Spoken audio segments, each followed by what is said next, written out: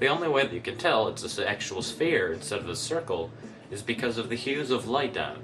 So just like in a two-dimensional world, if a organism in the two-dimensional world was looking upon a circle, the light would make it appear to be lighter at one end and darker in the middle.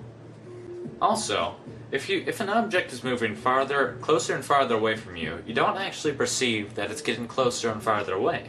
You see that it's getting smaller or larger, and then you assume that it's getting either farther away or closer.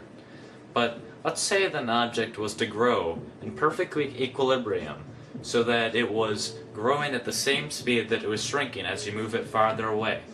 Then you would not be able to tell, without any light or if there were details on the object, that it's moving or growing at all. You may have assumed that since we perceive things to be in two dimensions, that a two-dimensional organism would see in one dimension. So, as we're watching this rubber band expand as it moves farther away from this little organism in the two-dimensional world, it does not actually perceive anything is happening to it because it's growing at the same speed that it's moving farther away.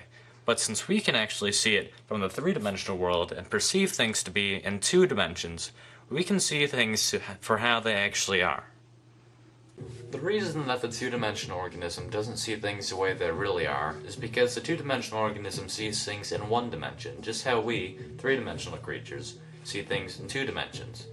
So in a way, we don't really see our world the way it truly is.